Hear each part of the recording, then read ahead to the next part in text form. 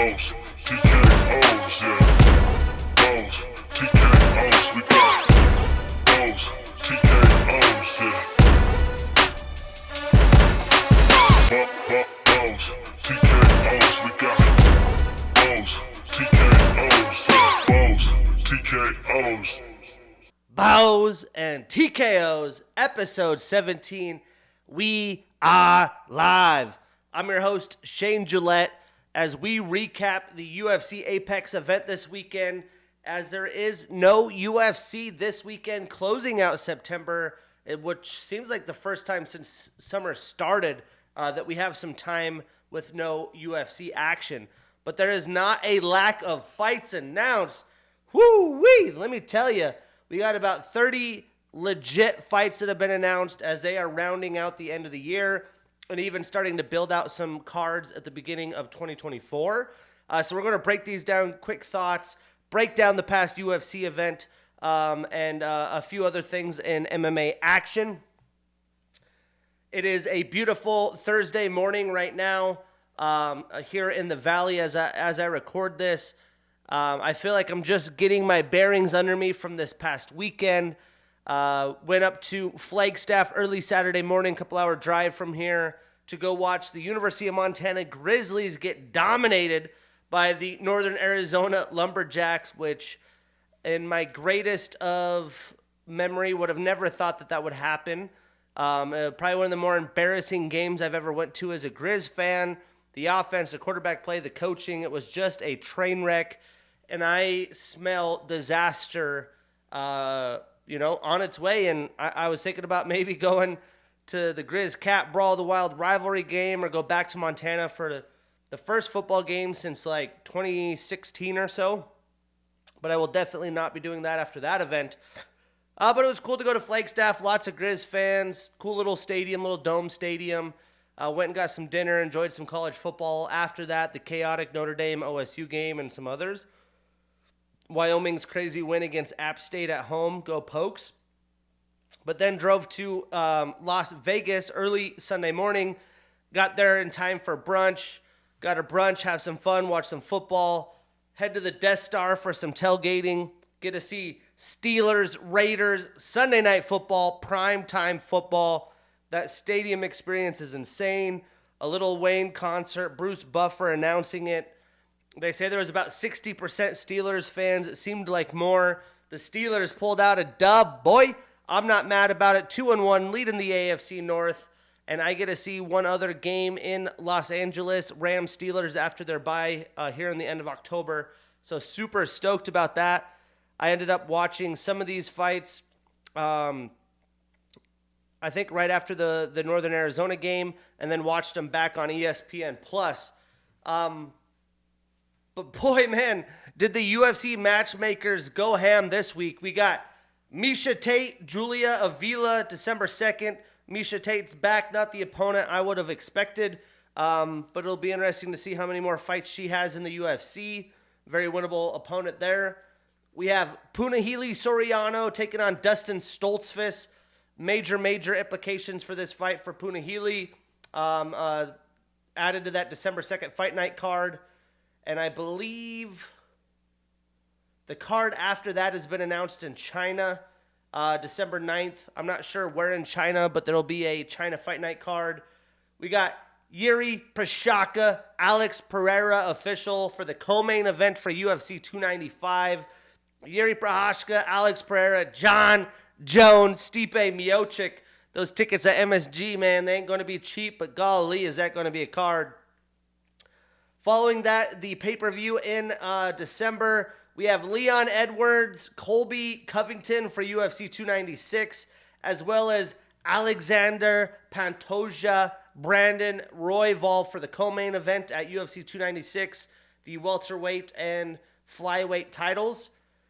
Also added to the fight night card in December, I believe this is the main event, we got Jared Cannonier, Roman Dolidze. That is a just certified banger. Clearly Jared won't be fighting for the title, so take an opponent to keep the wins racked up to have another title shot. We have Jake Matthews, Michael Morales, November 18th. Jake Matthews, solid fighter. Morales with a lot of potential, high ceiling. Excited to see him back in the octagon. We got Rob Font, Davison Figueiredo, also on the December 2nd card. Love me some Rob Font. We'll see what Figgy can do at the bantamweight division. He's been out for quite some time, so all eyes on how he performs. You beat a good Rob Font in bantamweight, you're right up in the rankings and making some noise. The bantamweight division just stays interesting. Also on December 2nd, we have Khalil Roundtree Jr. taking on Azamat Murzakanov. That is going to be a big-time scrap. Expect a finish there. Speaking of finishes, UFC 295 got a banger. Matt Frivola, Benoit Saint-Denis. I mean, these guys are going to come out aggressive. Let's see who could get the finish. Probably one of the more insane fights that I've seen.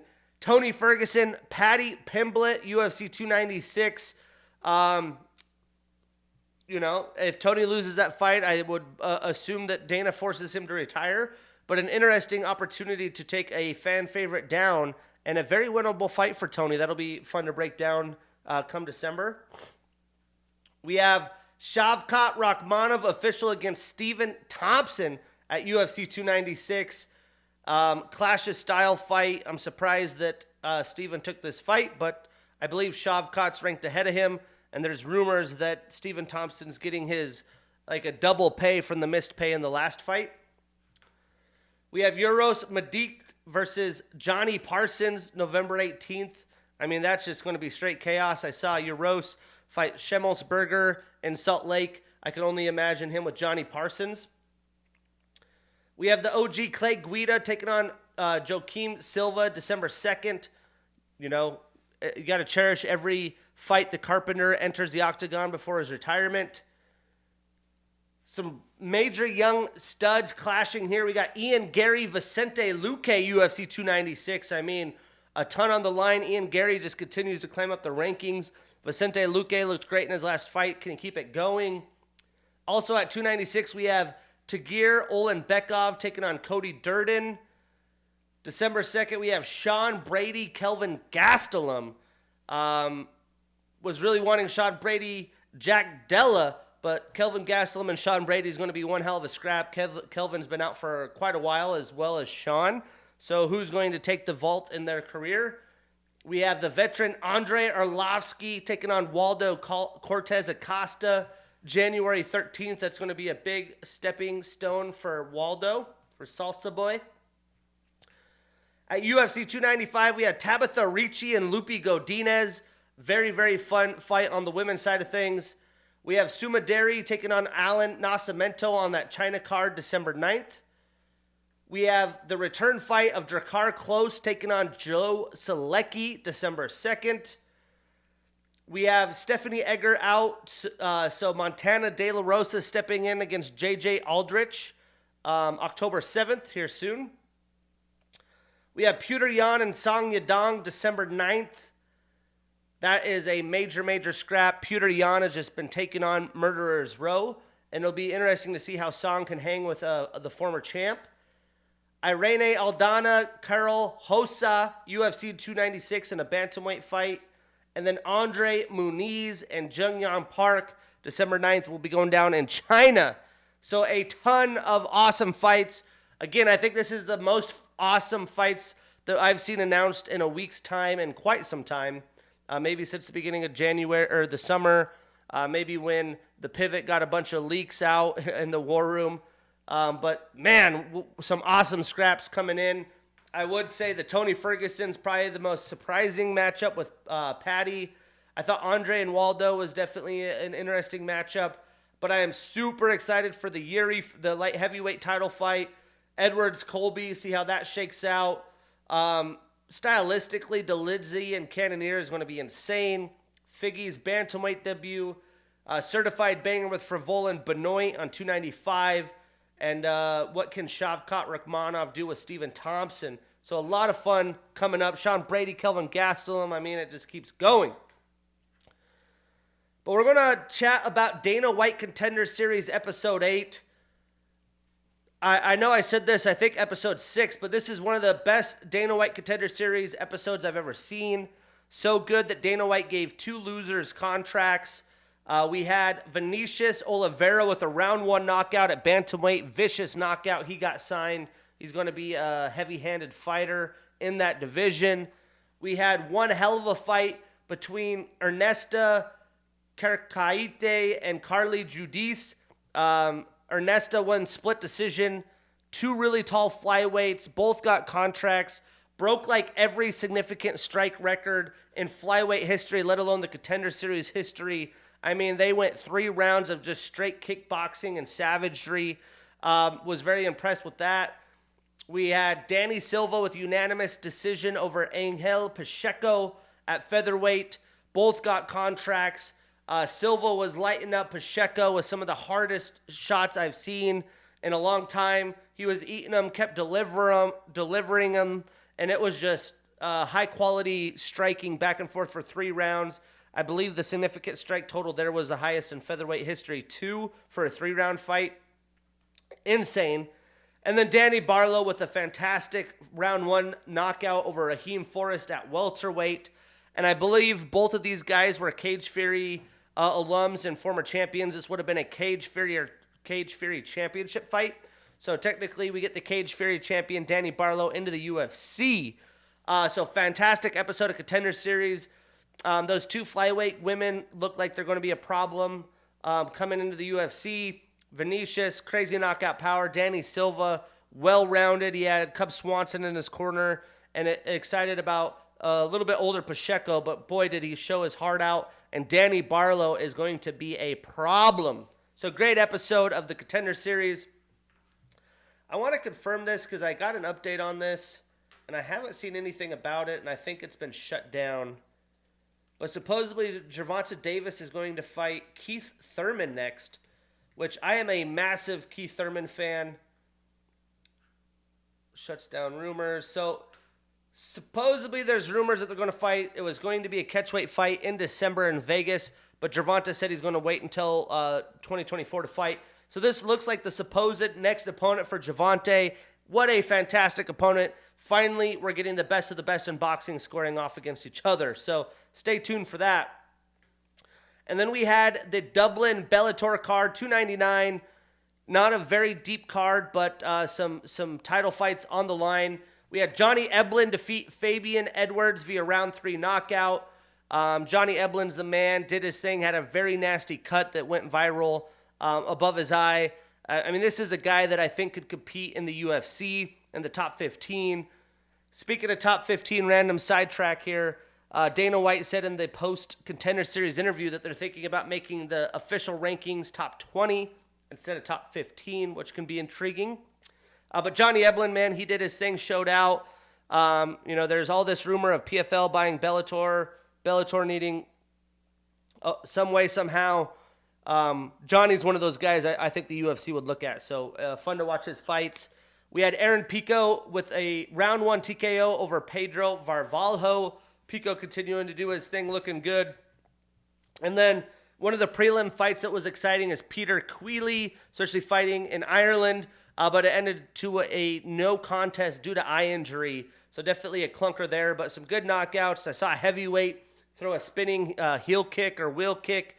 That was a fantastic knockout. So Bellator living its last days as they get ready for some massive 300 and 301 cards here coming soon. And the PF finale in November. PFL finale. But let's break down UFC Fight Night Vegas 79. I went 5-4 in my picks. So bows and TKOs, 17 episodes in, we're 97-61-1. Let's kick it off at the prelims. We had Mohammed Usman with a unanimous decision over Jake Collier. And I figured Usman would just be too strong, too powerful, a little bit younger. And that was the case. But man, Jake has been there, done that with so many heavyweights. He was just slaying the calf kick. He gave up on it. Everything he was doing well, he kind of gave up on. And over the course of 3 rounds, Usman just did more than he did to get the decision. But I was just kind of scratching my head. I'm like, man, you're on a losing streak. Why don't you stick with that? But Usman, clearly the much larger fighter, and he was able to find a way. Statistically, Usman landed 118 total strikes, 85 of which were significant. He did have a takedown in 3 attempts, and Jake had 100 total strikes, 87 significant. He did have 2 submission attempts of his own. So Muhammad extends his winning streak to 3, all of them in the UFC. Jake ends his losing streak, extends his losing streak to 4. He is 1-4 since 2022. He's been active, but only 1 win. So it'll be interesting to see what's the fate of Jake Collier. But I would love to see Muhammad. He already fought one of the Tafa brothers. Let's put him up against Justin Tafa. Stylistically, that would be fun. And for Jake, if he is still in the UFC, how about the other Tafa brother, Junior Tafa? Then we had this just issue here. We had Cody Brundage with a DQ victory over Jacob Malkoon. It was an illegal elbow to the back of the head. Jacob Malkoon was taking this fight wherever he wanted. He was out grappling Cody. He was landing ground and pound and threw like a forearm elbow straight into the back of the head. Cody, barely doing anything and getting dominated in the fight, decided to end the fight, so he won via DQ. It is what it is. You got to know the rules. It gets chaotic in there. You start doing crazy stuff. There's also the down knee opponent issue that we're dealing with. I don't want to waste time on drama and the rules, but you got to know better, Jacob. You can't just be hitting people in the back of the head, but he was definitely on his way to win that fight, if you ask me. Statistically, Jacob landed 44 total strikes, 28 of those significant. He had 1 takedown in 3 attempts. Cody only landed 3 total strikes, 2 significant, had a takedown and 2 submission attempts. And Jacob, I picked Jacob. I took an L here. I picked Usman, got a dub. This really ruined all the opportunities for me getting some parlay hits. So Jacob starts a new losing streak. He is 2-2 since 2022. Cody ends his 3-fight losing streak on that DQ victory, as that was his choice. So next, I would love to see Jacob take on Albert Duraev. I thought Cody could fight Dusko Todorovic, but he got booked against Tagir Ulanbekov for UFC 296. How that happened, I'm not too sure. But props. Oh, no, that's Cody Brundage, Cody Durden. So, let's give him Dusko Todorovic. I know Dana wasn't too pleased about this, though. And then we had this fight. I talked about it, fight of the night potential. Tim Means with a round 3 knockout over Andre Fialho. Fight of the night. I bet a 3rd round finish by Tim Means, meaning he has to win the fight via submission, knockout, any way or another. So I hit some nice money there that gave me some extra gambling money in Vegas. And this was just 3 rounds of chaos. The Dirty Bird made it dirty. At his age and the amount of fights he has, the way he could take these shots, deal them, the durability, the cardio is so impressive. I mean, Andre Fialho has been just as active as anyone since he's come to the UFC. He's a power hitter, and he landed some shots, but the Dirty Bird just kept coming and was too overwhelming over the course of the fight. And he got the finish, was close to getting finished in round 2, got it in round 3. Tim landed 134 total strikes, 104 of those significant. He was 0 for 2 in takedown attempts. He had a reversal and 2 knockdowns. But Andre also got some big shots in early, swayed the fight. I probably would say even round 1. But the Dirty Bird came on stronger throughout the fight. I think Andre gassed himself a little bit. Fialho landed 56 total strikes, 51 of those significant. He had a takedown himself. So Tim ends his 3-fight losing streak. He starts a new winning streak. Andre ends his 4-fight losing streak and is 2-5 since 2022. So although he's been active, he's been stepping up in the rankings and hasn't had a ton of success. Now, Tim's been showing out, man. Let's give him another veteran and just a fan beneficial showcase in the octagon. Give me Tim. Give me Santiago Ponzinibbio. Holy, would that be a lot of fun. And for Andre, how about Trevin Giles? And I was very impressed in this fight, although I picked against him. We had Miles Johns with the unanimous decision victory over Dan Argueta. And, this fight was a 3-round warfare as well, man. Both guys, good strikers, young, barely at the edge of entering their primes, very muscular, can grapple, can strike. But Miles Johns just defeated Dan Argueta through 3 rounds. I would say Dan probably won the first round.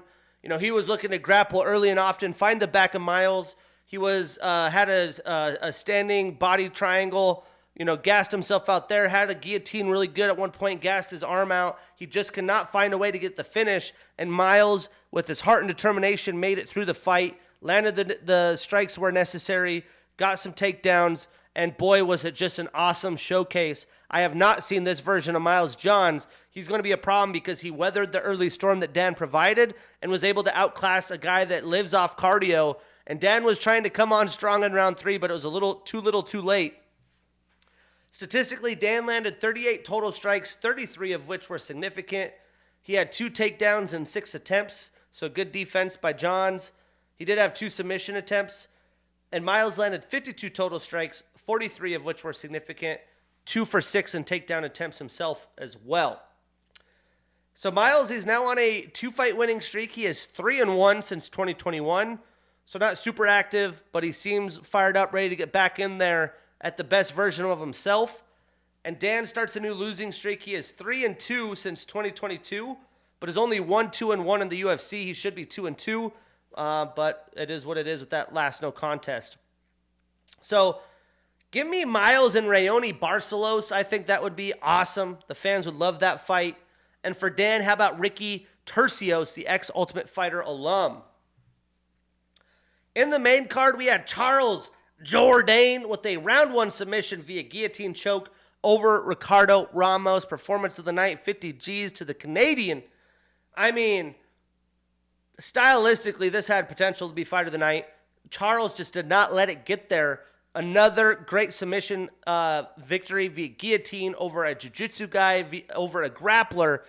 And Ricardo was thinking probably what a lot of us thought, that he didn't expect that to come into play, that it was going to be all striking, but he found an opportunity to get deep in it, got the finish. It was very impressive. But Ricardo was definitely the aggressor when it came to the striking, and it would have been interesting to see how that played out. Very, very close fight. But Charles landed 8 total and significant strikes and that submission attempt. Ricardo got 2 takedowns and 3 attempts and a submission attempt of his own. So Charles extends his winning streak to 2. He is 3-2 since 2022. And Ricardo ends his winning streak. He is 2-2 since 2021. So needs to get a little bit more active. Charles doing his thing. 2 great wins, showing off an impressive guillotine, so these grapplers just can't come in and try to take him down. So what's next? Imagine this. Air Jourdain, Nate the Train Landwehr. That would be bonkers. Let's make that happen. And for Ricardo, how about Cub Swanson? I think that could be a ton of fun. Get an OG vet against Ricardo, who's been there, been around, earned his stripes. That would be fantastic. Then we had Brian battle with a round 2 submission via rear naked choke over AJ Fletcher. I saw that Brian won. I assumed it was easier than it was. Watched it back. Boy, it was not. Brian did well keeping distance from AJ because he is so much longer with his kicks, teep kicks, kind of using that as a jab. But AJ, once he started being aggressive towards the end of round 1, was having success in the pocket. Rocked Brian at one point. Brian ended up getting a takedown and getting back, getting cleared up in his mind. But AJ fought tough. When it came to the striking outside of the kicks, I just did not see a lot from Brian, and that could have been the game plan. But I want to see more in the striking. He did get a finish. He considers himself the Apex King yet. He continues to fight at the Apex and hasn't lost. But this wasn't a very confidence booster for the future fights that Brian's going to have. Statistically, Brian landed 63 total strikes. 45 of those were significant. He had 1 takedown and 2 attempts and a submission attempt. And AJ landed 29 total strikes, 25 of those significant. He was 0 for 2 in takedown attempts. So Brian, he's got his winning streak to 2. He is 4-1 since 2022. And AJ starts a new losing streak. He is 2-3 overall in the UFC. I would love to see Brian and Phil Rowe. I think 2 long strikers. That's going to be a great match. And for AJ, how about Court McGee, the veteran, or Gabe Green? I think that would be fantastic. But Brian, although not pretty, still got the dub, and that is all that matters in this world. In the awesome women's fight, this was a complete disaster. We had Marina Rodriguez with a round 2 TKO over Michelle Watterson Gomez. Performance of the night, 50 G's. This is a rematch of I think a 2021 fight. The 2021 fight was a lot closer. This is in a different weight class as well. They fought at flyweight. This is strawweight. And Marina is just a hard hitter. She's one of the hardest hitters in the division, and that showcased. Michelle battled. She used her speed. She tried to get the kicks. When things were landing, it wasn't pushing Marina away. She just kept coming in and leaning into her punches. Heavy hands. Michelle was bloodied up right out the gate, got cut open. She was throwing elbows. I mean, it was ugly. There was a debate that going into round 2, they should have even called it. They let Michelle continue to fight. Michelle's a warrior. She will go out on her shield, and that's exactly what happened. I hate to see someone that I like that much as a fan, get beaten down like that at this point in her career. But Rodriguez, as we expected, she's the real deal. She reminded everybody she's the real deal. I'm interested to see what happens next for her, as she's been defeated at some of the top women in the division and is defeated a lot behind her. So, statistically, Marina landed 90 total strikes, 70 of them significant. She had a takedown as well. Michelle only landed 16 total strikes, 13 significant. She got 1 takedown, but in 6 attempts, so great by Rodriguez. Defending the takedown, women have tried to use that as an advantage. Take her down, hold her down, and get the victory. So Marina ends her 2-fight winning streak. She starts a new winning streak. She is 2-2 since 2022. She stays at 8 in the rankings. Michelle extends her losing streak to 4. Her last win was in 2020, and she moves 2 spots down in the rankings to number 14. Let's just put hard hitters together. Give me Marina Rodriguez, Jessica Andrade, or the winner of the Andrade-Dern fight. They've already fought, but that's the only fight that really makes sense for me. She's going to have to let things shake out. A lot of the division's booked up right now. And for Michelle, how about Poliana Viana? I think that would be a good return fight, but I would assume after a performance like this, she might take some time off. And probably the bigger surprise here for me, Bryce Mitchell with the unanimous decision over Dan Ige. This is one of the fights I got wrong. I knew Dan would be more technical. I knew Dan would have more power in the strikes. And I knew Bryce's game plan was going to be go for the takedown, go for broke, takedown attempt over takedown attempt. This is what Bryce does. He did it over Edson Barboza. But the way Bryce had shown out the last 2 fights, I didn't know if he could do that against Ige, who is a good grappler. But he just sold every piece of energy he had to make it happen. I talk about these fighters needing to string attempts together. You see a lot of people do a half-ass attempt, get up against the cage, try to do a single leg, try to do a leg sweep. No one comes in, sets up something for a double takedown, which pushes the opponent back, comes in, goes then for a single to then go for a double up against the cage. It's one after another. It's like linking chains together. Bryce Mitchell did that in a high volume. Bryce had 5 takedowns and 15 attempts. So Dan was out there battling against the takedown, battled the first round really well until the end, battled really well in the second round till the end. But when a guy gets on you, gets top control, has an opportunity for ground and pound or submission attempts, it's hard to win a 3-round fight when you don't have the volume that you need and you're just shucking takedown defenses. I was watching this at the bar, watching football, talking to some people. While half-assedly watching it with no audio, I thought Dan might have pulled it off. Watching it back, Bryce clearly won. You could debate Bryce won all 3 rounds. I'd give 1 round to Dan. But I'm not upset with the decision. Brutal loss for where Dan is at this point in his career. Massive win for Bryce to get right back on track after a couple tough stretches. I mean, let's look at both of them quickly. Bryce had just got straight up demolished against Ilia Topuria. Came off a fight against Edson Barboza. So only 1 loss. I thought he had more for some reason. And that was in December of 22. So almost a year later, comes back, gets this win.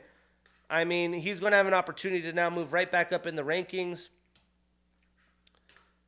Let's see. Because both guys stayed in their spot in the rankings. Bryce Mitchell 10, Dan Ige 12. But now Bryce Mitchell opens the door for the opponents. Giga, Calvin, Josh. He hasn't fought these dudes. That's going to be good for him. We'll see if that grappling forward style can continue to help him. While Dan, he's fought a lot of these dudes. Let's see what Dan, his last few fights look like. Dan's 32, just turned 32. Lost to Bryce, beat Nate, beat Damon, lost to Evloev, lost to Emmett, lost to the Korean Zombie since retired.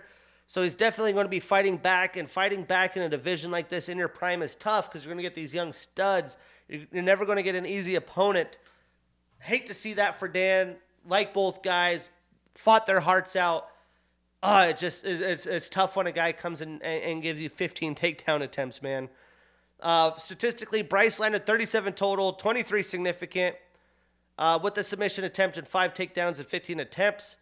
Dan landed 32 total, 18 significant with a reversal. And Bryce donating some money to Hawaii, that's great. There was a drama with the Bible and him preaching in the octagon. Dana White said that's the beauty of the UFC. They get to do what they want, say what they want. You know, we're not censoring any of that. And I love that he gives his fighters that opportunity.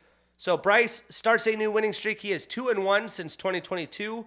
Dan ends his 2-fight winning streak and starts a new losing streak. I think Bryce versus Giga Chikadze would be appropriate. I doubt Giga takes that fight, though, so we'll see. And for Dan, how about Alex Caceres? Give him another veteran who's been up and down as well. Those guys the opportunity to get into the top 15 or defend their spot in the top 15. And stylistically, they're going to be striking. I don't think either guy could ask for more.